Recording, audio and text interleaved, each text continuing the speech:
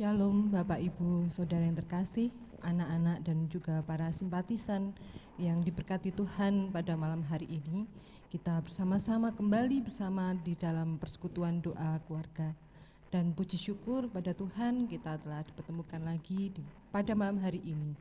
Dan saat ini kita akan memulai persekutuan doa bersama dengan Bapak Untung. Ya, Selamat malam Bapak Untung. Mbak Putri. Apa kabarnya Pak Untung? Luar biasa, sehat. Puji Amin. Tuhan, puji Tuhan. Dan juga dengan Bapak Agus Sartono, bagaimana kabarnya Pak Agus? Luar biasa. Puji Tuhan. Dan saat ini kita akan memulai persekutuan doa keluarga pada malam hari ini dengan menyanyikan Kidung Jemaat 400. Kita akan menyanyikan Kidung Jemaat 400, bait yang pertama dan juga yang ketiga.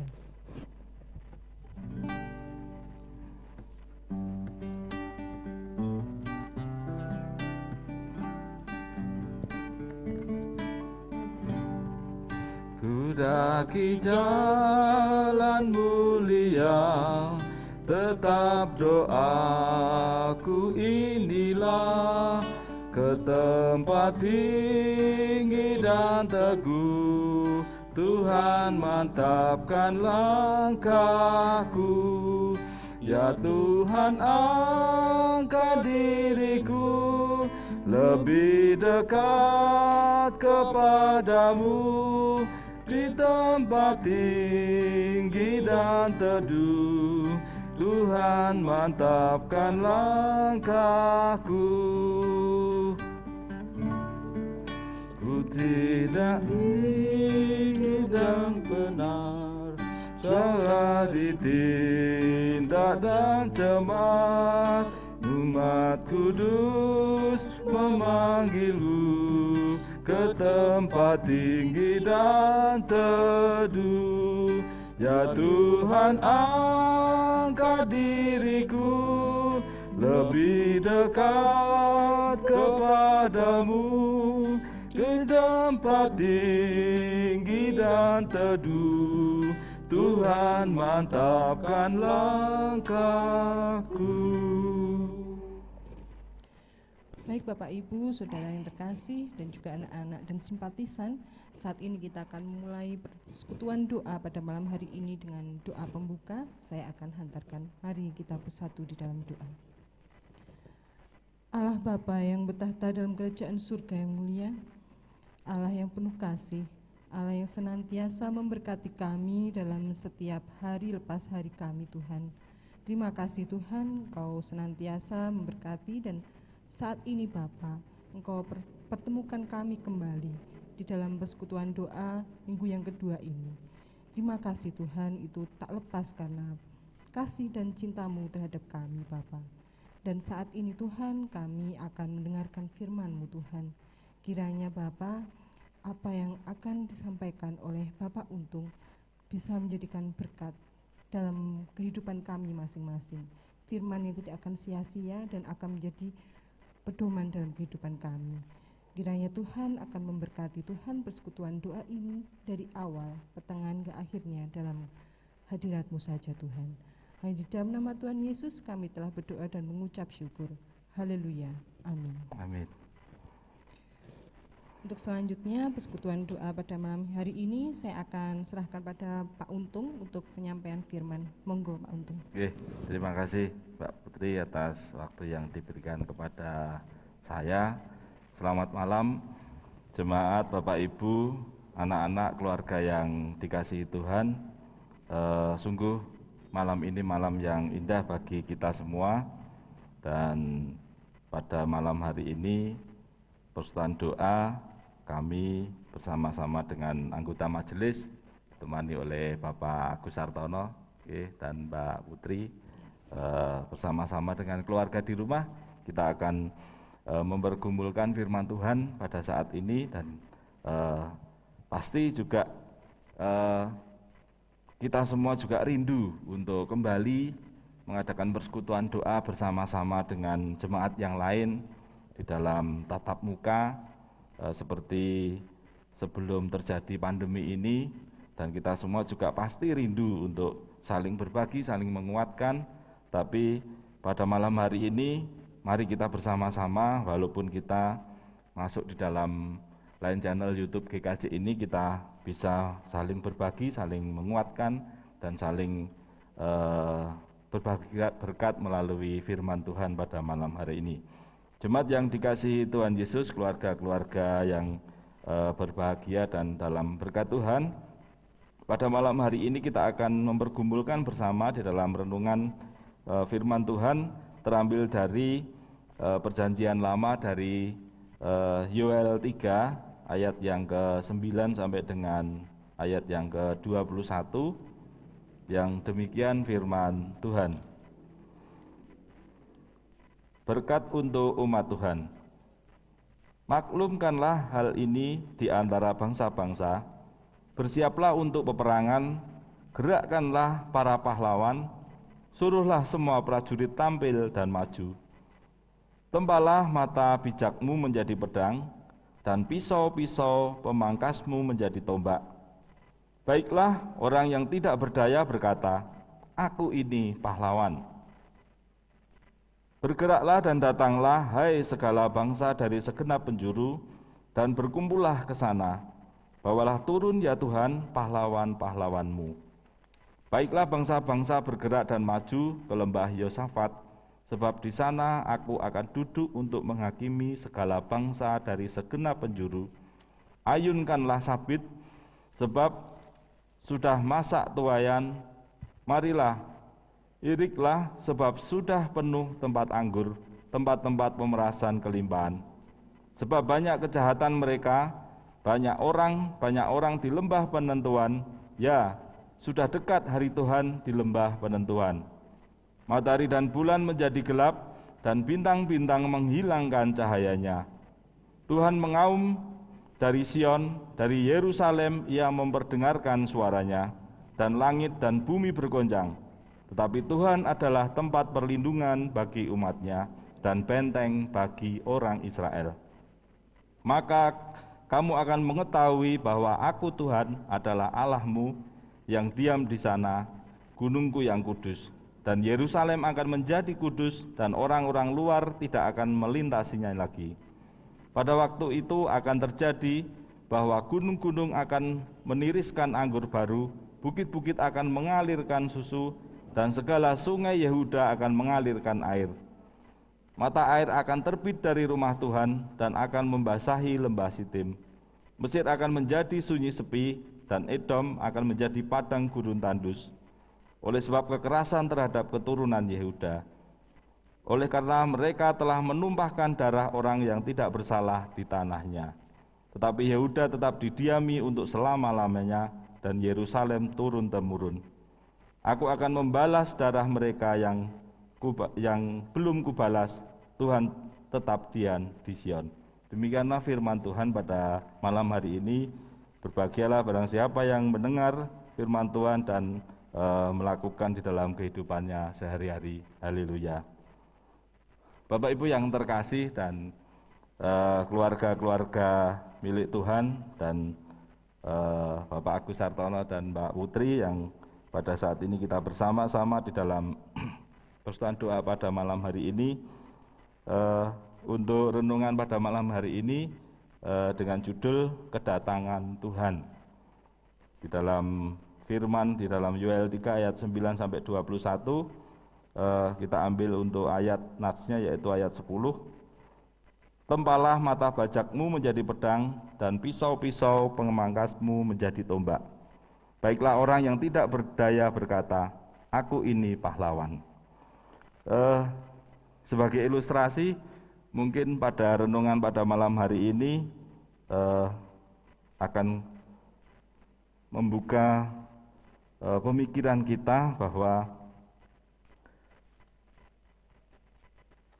setiap orang, ataupun kita sering melihat orang atau melihat kehidupan orang, pastilah orang itu sering masuk dalam suatu masalah besar. Kita sering melihat, apalagi kita dalam tayangan TV reality show itu, kadang kita melihat kehidupan orang itu sangat memprihatinkan. Terjadi banyak masalah di dalam kehidupannya, terjadi mungkin merasakan sakit yang tidak kunjung sembuh, merasakan penderitaan yang begitu lama, bahkan kalau kita sering melihat di sekitar kita maupun kita sering mengalami sendiri bahwa kadang pergumulan hidup kita itu seakan-akan tidak pernah habis. Sering kita merasakan bahwa urip kok rekosone kaya ngene, urip kok ora entek-entek, kapan kita akan memasuki sebuah kehidupan yang baru lagi, dari mulai kita kecil sampai kita tua, kok rasanya kaya tidak pernah terlepas dari masalah yang membelit kita. Itu sering terjadi dalam kehidupan kita. Mungkin semua orang, mungkin Bapak Ibu di rumah, mungkin keluarga-keluarga juga sering merasakan bahwa kehidupan kita itu sangat-sangat di dalam pergumulan yang sangat berat sekali. Tetapi Bapak Ibu, kadang kita juga di luar dari kekuatan kita, di luar dari kemampuan kita kadang merasakan bahwa ternyata permasalahan itu sedikit demi sedikit mungkin juga kita bahkan seakan-akan tidak merasakan bahwa permasalahan itu akhirnya terselesaikan juga. Kita tidak membayangkan, kita tidak memprediksi bahwa ada pertolongan yang tidak kita bayangkan. Ada suatu penyelesaian masalah itu ternyata bukan dari kekuatan kita, bukan dari apa yang kita berdayakan. Jadi kadang kita merasakan bahwa masalah itu selesai atas campur tangan Tuhan. Mungkin begitu. Biasanya waktunya tepat ya Pak? Dan itu sangat tepat sekali. Pada saat kita kritis, kita sudah tidak berdaya, pasti pertolongan Tuhan itu datang. Nah itulah setelah kita menemui suatu persoalan atau peristiwa yang begitu memprihatinkan, hal indah yang dapat dirasakan oleh manusia ketika dapat menyaksikan bahwa Tuhan Allah sungguh datang di tengah-tengah kehidupannya serta menunjukkan kasih dan kuasa-Nya. Itulah kekuatan, iman kita kepada Tuhan. Kadang kita tidak membayangkan datangnya pertolongan itu kapan, tetapi pasti pada waktunya kita merasakan, dan itu adalah betul-betul campur tangan Tuhan. Bapak Ibu yang terkasih dalam Tuhan Yesus Kristus, di dalam firman pada malam hari ini yang bersama-sama tadi kita baca, kedatangan Tuhan Allah dinyatakan melalui hancurnya bangsa-bangsa yang mendatangkan kemiskinan dan penganiayaan kepada umatnya. Dinyatakan bahwa Tuhan Allah akan membalaskan semua penindasan yang sudah dilakukan. Wujud pembalasannya adalah dengan memaklumkan peperangan. Para prajurit dipanggil untuk bersiap, semua senjata harus dipersiapkan, dan dengan sungguh-sungguh supaya para prajurit dapat mengalahkan musuh di tengah peperangan. Jadi pada saat itu mungkin kondisi bangsa-bangsa pada saat itu banyak sekali di dalam suatu penindasan, di dalam suatu dijajah oleh bangsa lain, dan mereka mempercayai dan mengimani bahwa kedatangan Tuhan itu dinyatakan bahwa Tuhan akan membalaskan penindasan yang dilakukan oleh bangsa-bangsa yang menindas mereka. Dan itu harus dipersiapkan dengan sungguh-sungguh supaya bangsa itu boleh melawan penindas, melawan kekerasan, melawan penjajahan. Itu adalah wujud dari kedatangan Tuhan bagi bangsa-bangsa pada saat itu. Semua orang didorong untuk mempersiapkan diri menyambut hari kedatangan Tuhan Allah yang juga berarti hari pengadilan. Persiapan tersebut digambarkan seperti menghadapi peperangan. Tuhan Allah datang di hari yang sudah ditetapkan sebagai hakim. Di waktu itu bangsa-bangsa dihakimi karena kesalahan yang dilakukannya. Kita mengetahui bahwa perjalanan bangsa Israel keluar dari Mesir melalui pembebasan yang pada saat itu Musa membebaskan bangsa Israel, itu adalah mereka meyakini bahwa kedatangan Tuhan bagi bangsa Israel adalah pada saat itu. Mereka harus siap, harus selalu di dalam kesiapan menghadapi segala sesuatu. Kedahsyatan hari Tuhan digambarkan seperti auman singa yang senantiasa siap melindungi umatnya. Pada waktu itu tidak akan ada yang mampu menandingi kekuatan Tuhan Allah. Kita mengetahui bahwa kadang kita juga merasakan atau mengimani bahwa kedatangan Tuhan itu adalah pada saat hari kiamat. Kedatangan Tuhan yang kedua kali itu ditandai dengan hari kiamat. Kita meyakini hal itu, dan kadang pada saat ini kita tidak bisa melihat kapan datangnya kiamat, kapan Tuhan akan datang yang kedua kalinya pada saat ini, dan apakah kita sudah siap dengan kedatangan Tuhan yang kedua kalinya pada saat kita meyakini adalah kiamat itu. Itu digambarkan tentang Tuhan akan meluluh lantakkan dunia, Tuhan akan menghanguskan dunia, Tuhan akan memporak-porandakan seluruh isi dunia dan akan menyelamatkan orang-orang yang betul-betul percaya dan mengakui Tuhan sebagai juru selamat. Bapak Ibu yang terkasih dalam Tuhan Yesus Kristus, pada malam hari ini kita akan merefleksikan kehidupan kita tentang kedatangan Tuhan dari beberapa persepsi, dari beberapa sudut pandang. Jadi kedatangan Tuhan harus kita siapkan sedemikian rupa kalau pada saat itu adalah dengan mempersiapkan segala sesuatu, senjata untuk peperangan, untuk melawan penjajahan, untuk melawan penindasan. Tetapi pada saat ini mungkin berbeda dengan pada zaman saat itu. Kita akan menanti kedatangan Tuhan dengan kesiapan kita, dengan kehidupan kita yang begitu harus kita percaya dan kita taat, dan kita harus bisa membawa kehidupan kita di dalam rahmat Tuhan. Digambarkan pada saat itu segala terang akan kehilangan cahayanya, berubah menjadi gelap gulita. Sebaliknya, pada hari Tuhan Allah, umat malah akan merasakan kebahagiaan dan kelimpahan berkat dari Tuhan. Mungkin kita membayangkan kedatangan Tuhan itu seperti kiamat, seperti segala sesuatunya selesai, the end. Tapi kita seperti cerita tadi, seperti perumpamaan kita tadi di awal, kadang malah kita merasakan bahwa kedatangan Tuhan itu adalah suatu yang kita kadang membayangkan cahaya itu mulai kehilangan cahaya, tetapi kedatangan Tuhan adalah bahwa terang itu ternyata ada.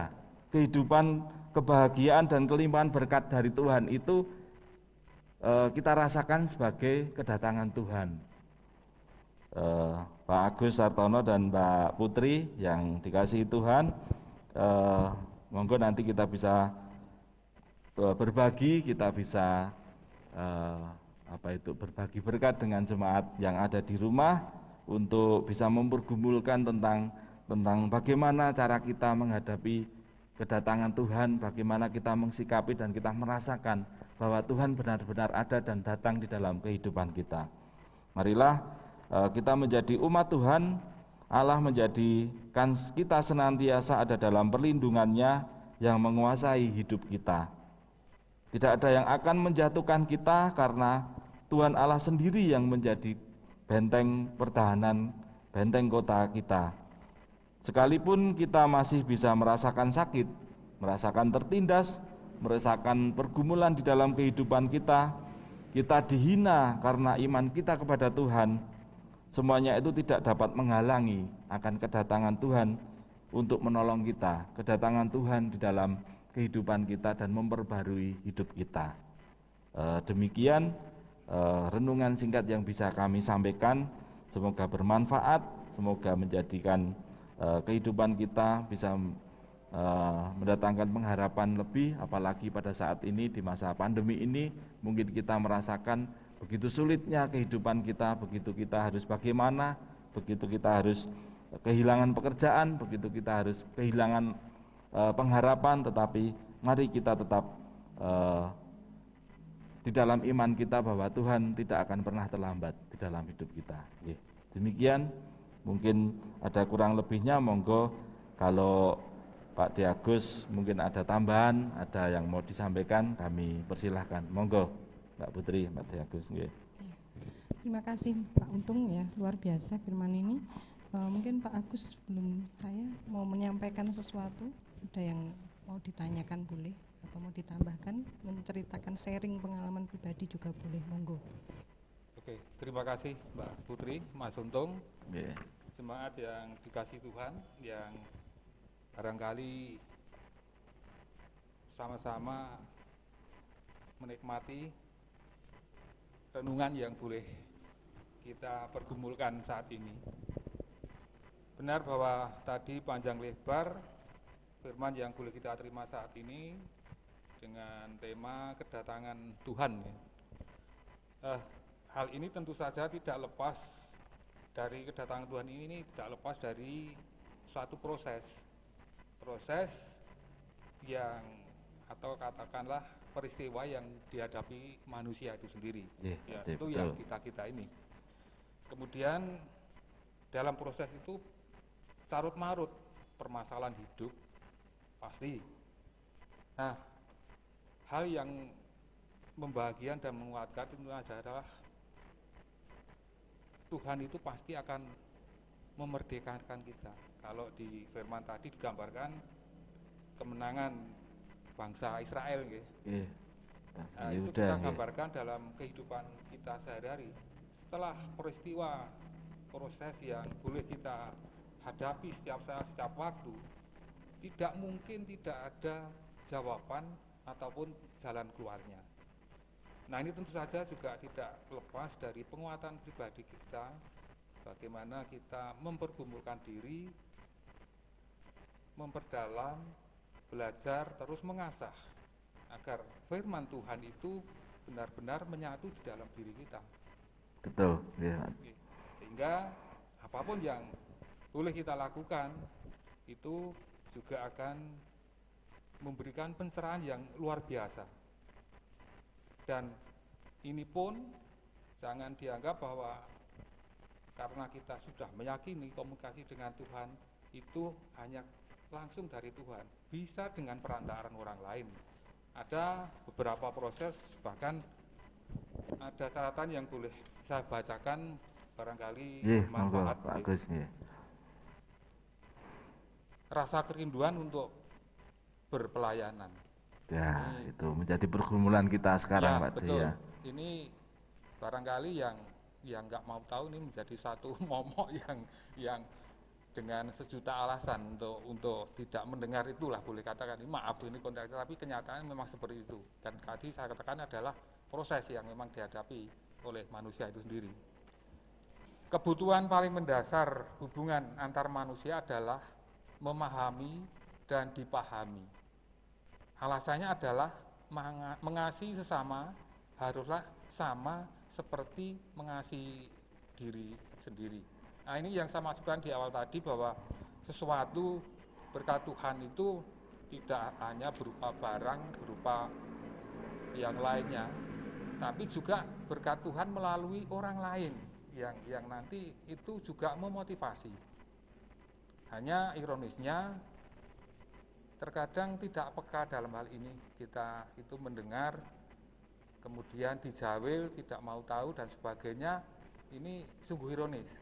Nah, kalau ini kita itu terus belajar mengasah, otomatis feeling kita itu akan yang nyandai. Nah, untuk itu alasan-alasan klasik yang biasanya mbok ayo berpelayanan. Berpelayanan kan ora kudu dadi majelis, ya. Biasanya kan seperti itu. Iya, betul ya. Nah, sekarang kaitannya begini. Kalau dibalik dengan kalimat yang sederhana.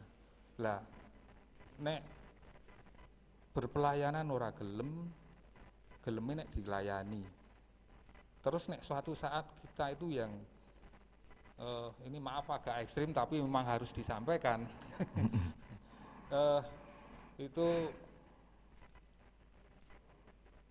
perlu dan harus digarisbawahi, kita itu harus berusaha semaksimal mungkin melakukan sesuatu dengan totalitas. Kalau boleh tadi diminta untuk sharing, kenapa dulu saya selalu mengulur-ngulur waktu dan perasaan itu terus menghantui pribadi saya. Lah nopo toh kok dadak ngulur-ngulur waktu, ngenteni sok nek tuwek, ngenteni nek sok nek tuwek. Nah ternyata proses berjalan ketika saya merasakan, saya menjalankan berpelayanan itu sungguh luar biasa. Apalagi ketika kita berada di tengah saudara-saudara kita yang jauh di pelosok.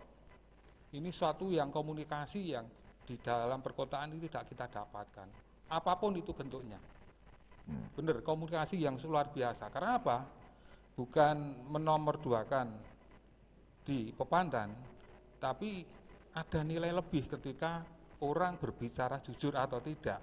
Berkomunikasi itu benar-benar manges penak dirungokke. Ketika kita datang di satu pepandan, ada sambutan yang begitu hangat. Oh, niki Pak Sopo tanya dan sebagainya. Begitu datang pada kegiatan yang akan datang lagi, terus akan ada kerinduan untuk berpelayanan. Nah, harapan saya adalah ketika ini sudah menguatkan iman kita, tidak perlu lagi ada alasan-alasan. Ini perlu kita sampaikan, tidak perlu ada satu mengelakkan diri, menjauhkan diri, beralasan dan sebagainya. Sebab alasan itu tentu saja meskipun juga bagian dari proses, bobotnya itu lebih banyak untuk yang dibuat, bukan yang apa ya. Artinya ya ringkasnya bisa dibaca di Lukas 17 ayat 10. Ya, itu termasuk juga dalam bacaan kita pada malam hari ini juga Pak De ya. Dalam Lukas. Sementara itu 17, Mas Suntung dan Mbak Putri, maaf kalau penyampaian saya kurang pas. Ya, memang kita saat ini kita saling sharing, saling bagaimana kita di dalam pelayanan kita sebagai anggota majelis, kita juga harus bisa memberikan motivasi kepada jemaat.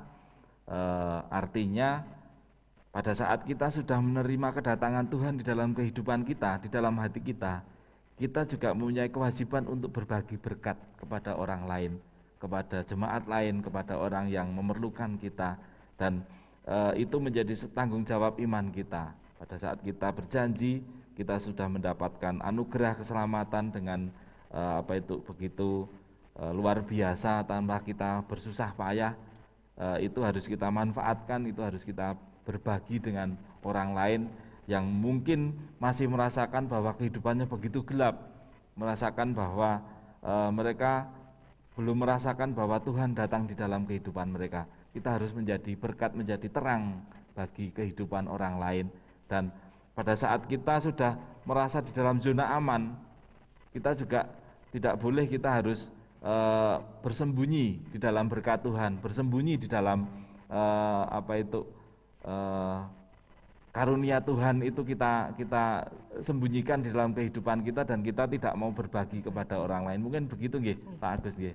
Ya, betul sekali. Apalagi ini, maaf saya agak panjang juga, ketika masa pandemi, ketika tadi saya sampaikan kerinduan itu memang seakan-akan menguatkan kita. Apalagi di pemandan piye ya, rasane nek ora tau ketemu warga kita, saudara kita. Itu yang sama. Betul-betul mereka merasakan kerinduan, ya, Pak De, untuk bersekutu tidak dengan. Tidak hanya sekedar dalam berpelayanan suatu rutinitas, bukan, tapi jujur itu yang mengusik batin kita untuk selalu melakukan itu. Amin, amin, nggih. Mungkin Pak Putri ada yang perlu disampaikan kepada jemaat yang di rumah, mungkin pengalaman pribadi, mungkin monggo kalau ada. Kalau saya sendiri gini Pak, tadi kan kembali pada ilustrasi di awal, ya, betul. Pak Untung menjelaskan bahwa ketika permasalahan datang mungkin berat bagi kehidupan kita, pertolongan Tuhan itu datang di saat yang tepat, dan kadang kejutan-kejutan yang luar biasa yang kita dapatkan. Nah, ini saya mau menanyakan, saya berpikir seperti ini, mungkin kalau ada seseorang yang benar-benar masuk di dalam suatu permasalahan yang begitu berat, sampai suatu ketika mungkin dia ada tetangga atau orang lain yang menolong dia. Mungkin contohnya di dalam perekonomiannya mungkin, dan ketika dia merasa begitu berat, ada tetangga yang memberikan dia mungkin sembako atau uang dalam bentuk barang ataupun uang begitu. Di sini saya merasakan dan saya berpikir lagi kalau ternyata memang Tuhan itu membantu dengan caranya lewat orang lain juga, dan ketika Betul, ya. dibantu tadi ternyata memang ya ini Tuhan datang gitu ya, Tuhan datang tapi lewat orang lain. Nah, saya mau menanyakan sedikit bagaimana ketika kita di saat kita terpuruk tapi kita merasa kalau Tuhan itu belum datang, dan bagaimana kita tetap menjaga iman kita. Kok kayak saya belum ada pertolongan ini tapi saya mau yakin pada Tuhan. Mungkin Pak Untung mau memberikan tips-tips, kan banyak yang mungkin akan merasakan hal seperti itu, Pak. Apalagi kalau secara ini pandemi seperti ini kita jarang bertemu dengan teman atau saudara-saudara kita seiman yang saling menguatkan, nggih. Monggo. Nggih, Mbak Putri dan Bapak Ibu dan keluarga yang ada di rumah, pastilah kita merasakan bahwa kadang itu pertolongan Tuhan itu kok lama sekali, kok enggak segera itu, dan kadang juga kita merasakan bahwa orang lain yang sebenarnya itu tidak menjadi prioritas di dalam gambaran kita untuk pertolongan itu malah datang dengan dengan cara Tuhan. Itulah makanya pada saat ini kita sekarang harus bisa membuka mindset kita bahwa kita tidak bisa menghalangi kedatangan Tuhan itu dengan cara apapun. Jadi kalau kita sudah berserah, kita sudah mempercayakan kehidupan kita sepenuhnya kepada Tuhan, pasti Tuhan akan menolong, pasti Tuhan akan datang pada saatnya, dan Tuhan mempunyai cara yang kita tidak tahu. Kadang ya memang saya sendiri pada saat pandemi datang itu ya kok rasanya berat sekali, harus tidak bekerja selama berbulan-bulan, tetapi baru sadar bahwa oh ya ternyata saya bisa hidup, saya bisa berpelayanan, saya bisa kembali ke dalam kehidupan normal yang saat ini kita kenal dengan new normal. Inilah kita bisa mengimani bahwa Tuhan itu pasti tidak meninggalkan kehidupan kita kalau kita percayakan dan kita menyerahkan sepenuhnya kehidupan kita kepada Tuhan. Tapi itu mungkin susah sekali, mungkin kita ya tetap orang itu pasti istilahnya kadang nggak sabar dan lain-lain lah. Itulah monggo nanti kita bersama-sama belajar. Saya sendiri juga kadang susah, mungkin Pak Diagus yang sudah hampir 60 tahun juga pasti banyak belajar. Kita yang muda-muda apalagi permasalahan hidup mungkin lebih banyak Pak Agus. Lah ini kita saling menguatkan, apalagi pada saat kita sebelum pandemi itu kita sering sharing, sering persekutuan, ini kita harus menjaga jarak dengan yang lain. Demikian nggih. Luar biasa nggih. Menjaga iman dan tetap fokus pada Tuhan menjadi kunci utama. Dan luar biasa tadi juga sharing dari Pak Agus, ternyata menjadi majelis seperti Pak Agus sekarang nggih itu banyak banyak nilai plusnya nggih dan itu membuat tadi contohnya juga Pak Agus rindu untuk selalu berpelayanan, apalagi kepada jemaat-jemaat yang di pelosok nggih Pak Agus nih. Luar biasa ya, pokoknya ternyata nggih. Atau Pak Agus mau menambahkan lagi? Ya, yang jelas begini, kehidupan manusia prosesnya juga sama seperti yang tadi di awal saya sampaikan. Seringkali kita itu terjebak memandang status. Nah, kenapa saya menyatakan saudara kita yang di Pepandan itu banyak? Tadi saya sampaikan kejujurannya itu mungkin ada nilai lebih dibanding kita karena sudah terlalu banyak polusinya. Ya, ini bukan berarti semuanya, tapi jelas di sini ketika kepolosan, ketulusan itu kita dapatkan, itu menumbuhkan sebuah kerinduan. yang saya catat di situ. Kenapa? Karena mereka tuh ceplas-ceplos tapi penak dirungokke mlebu ning ati, ada ikatan yang kuat. Ya, karena komunikasi yang dibangun meskipun ya mungkin 3 bulan sekali, sebulan sekali, tapi luar biasa Mbak Putri. Itu Mbak Putri ini. Matur nuwun sangat Pak Agus, Pak Untung. Ya, Mbak Putri, ya. Dan juga kita menyapa saudara-saudara kita yang di rumah tetap setia di dalam kasih Tuhan. Ya. Leres. Baik, mungkin sampai di sini dulu ya Pak untuk Ya. firman pada malam hari ini. Untuk selanjutnya monggo Pak Untung untuk doa syafaat.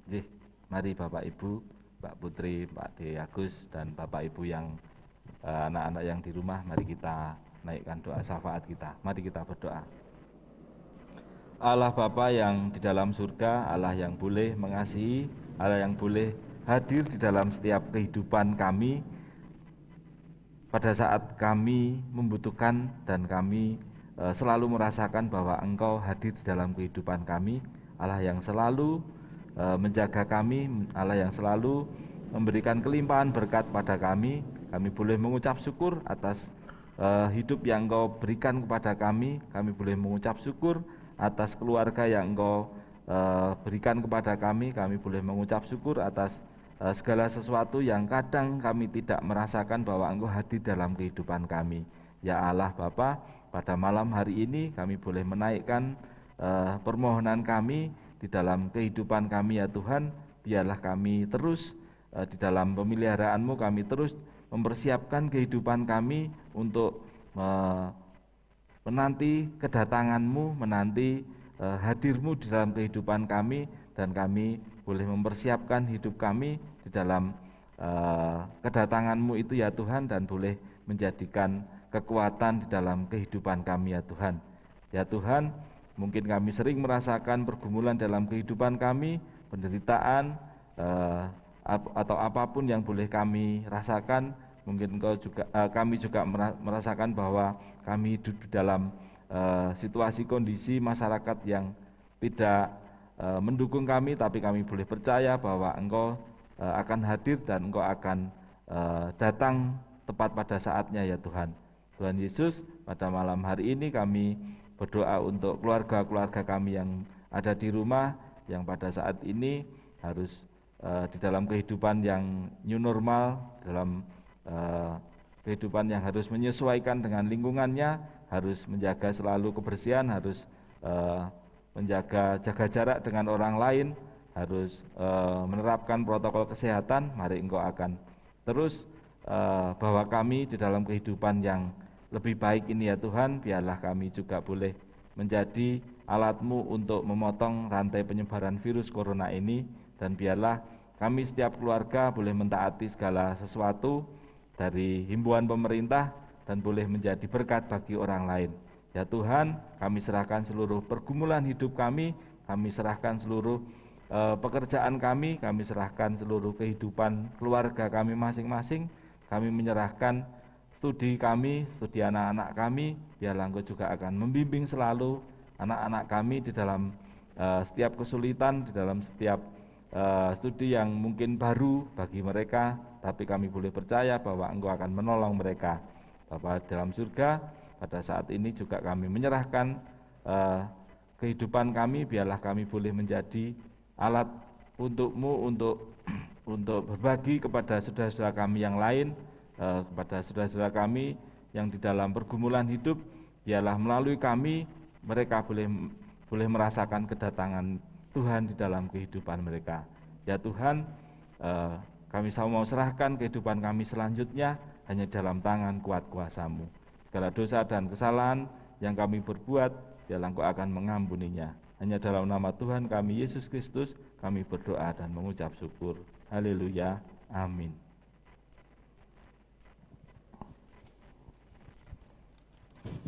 Bapak Ibu yang terkasih dan anak-anak dan juga simpatisan, saat ini kita akan mempersembahkan persembahan dengan diiringi Kidung Jemaat 369B, bait yang pertama dan ketiga.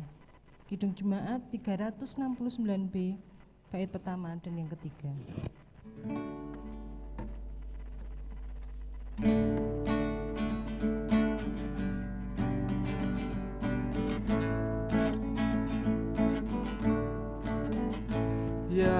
Yesus, ku berjanji setia padamu. Ku minta kau selalu dekat ya Tuhanku. Di kancah pergumulan jalanku tak sesat, karena Engkau temanku, pemimpin terdekat. Ya Yesus, ku berjanji kepada umat-Mu, di dalam kemuliaan ku sambut hamba-Mu, dan aku pun berjanji setia padamu. Berikanlah kurnia mengikut-Mu teguh. Baik, untuk doa persembahan dan juga penutup, monggo Pak Agus. Mari kita berdoa. Tuhan Allah Bapa kami, Tuhan yang senantiasa memelihara hidup kami di sepanjang hidup kami. Terima kasih ya Allah, pada malam hari ini kami bersyukur Tuhan telah memberikan pencerahan kepada kami di dalam persekutuan doa yang boleh kami lakukan pada saat ini. Dan biarlah itu semuanya semakin menguatkan iman kepercayaan kepadamu saja. Kami pun bersyukur ya Tuhan, Tuhan senantiasa memberikan kekuatan dan kesehatan kepada kami, meskipun pada saat ini masih pada masa pandemi, itu tidak mengurangi kekuatan kami untuk terus beriman hanya kepada Tuhan. Dan kami pun juga bersyukur manakala Tuhan yang selalu memberikan berkat kepada kami, pada saat ini pun kami ada kesempatan untuk melakukan sesuatu yang kiranya Tuhan mau menerima apa yang akan kami lakukan pada saat ini. Persembahan yang boleh kami kumpulkan pada saat ini, mari Roh Kudus berkatilah dan sucikanlah, dan biarlah nama-Mu yang dipermuliakan. Kami pun berdoa ya Allah, untuk saudara kami yang Engkau pilih untuk mengelola persembahan ini, Tuhan berikan roh kebenaran dan kejujuran, dan biarlah hanya nama-Mu yang dipermuliakan. Menyadari ketika di dalam persekutuan doa ini, maupun di dalam kami mengumpulkan persembahan, ada dosa di dalamnya, kami mohon pengampunan-Mu. Dan kami rasa apa yang boleh kami rasakan di dalam persekutuan ini kami cukupkan. Kami akan undur diri untuk pulang ke rumah kami masing-masing. Mari Bapa, Engkau berikan kami keselamatan, sehingga kamu boleh bertemu dengan keluarga kami masing-masing dengan penuh sukacita di dalam keselamatan saja dari-Mu. Ya Allah, seluruh doa dan permohonan ini dan ucap syukur hanya kami naikkan, kami minta beralaskan daripada Putra-Mu yang tunggal, Tuhan dan Juru Selamat kami yang hidup, Yesus Kristus. Amin. Amin.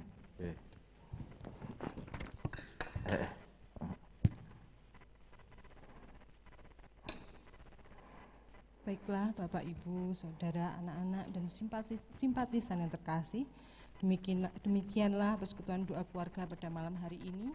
Kiranya firman yang sudah kita terima pada malam hari ini bisa menjadi berkat dan juga tuntunan dalam kehidupan kita masing-masing. Tetap setia di dalam masa pandemi terhadap Tuhan dan senantiasa menunggu kedatangan Tuhan dengan penuh keimanan kita yang baik di hadapan Tuhan. Dan saat ini juga kami juga berterima kasih untuk semuanya yang telah ada dan telah berpartisipasi bersama kami. Dan kiranya sampai bertemu kembali dalam kesempatan persekutuan doa yang lain. Shalom dan selamat malam, Tuhan memberkati. Shalom, selamat malam, Tuhan memberkati. Monggo Bapak Ibu. Nggih, monggo ini ada.